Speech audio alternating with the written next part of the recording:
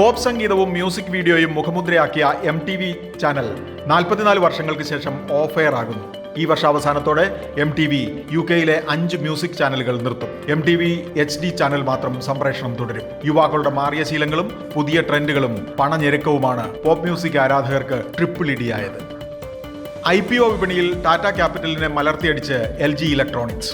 ഇന്ന് ഓഹരി വിപണിയിൽ LG ലിസ്റ്റ് ചെയ്തത് 50% നേട്ടത്തോടെ. കഴിഞ്ഞ ദിവസം ലിസ്റ്റ് ചെയ്ത ടാറ്റ ക്യാപിറ്റലിന്റെ നേട്ടം വെറും 1%. ഇന്ന് വില 3% താഴ്ചയിൽ. ആദായ നികുതി റീഫണ്ടുകളുടെ എണ്ണം ഇക്കുറി കുറയും. 2.5 ലക്ഷം കോടി രൂപയിൽ നിന്ന് 2 ലക്ഷം കോടിയിലേക്കാണ് ഇടിവ്. വലിയ തുകയുടെ റീഫണ്ട് ക്ലെയിമുകളിൽ സൂക്ഷ്മ പരിശോധന കർക്കശമാക്കിയതാണ് കാരണം. ഇന്ത്യയിൽ ആർട്ടിഫിഷ്യൽ ഇന്റലിജൻസ് ഹബ്ബ് നിർമ്മിക്കാൻ $1500 കോടി നിക്ഷേപിക്കുമെന്ന പ്രഖ്യാപനവുമായി ഗൂഗിൾ. അദാനി ഗ്രൂപ്പുമായി ചേർന്ന് ആന്ധ്രയിലെ വിശാഖപട്ടണത്താണ് AI ഹബ്ബ്. US പുറത്തെ ഏറ്റവും വലുത്. രാവിലെ ഒരു വില, നട്ടുച്ചയ്ക്ക് മറ്റൊന്ന്, മണിക്കൂറുകൾക്കകം മൂന്നാമതൊരു വില. കേരളത്തിൽ സ്വർണത്തിന് ഇന്ന് കുടമാറ്റം പോലെ 3 വട്ടം വിലമാറ്റം. ഒടുവിൽ ഗ്രാമിന് 11,765 രൂപ.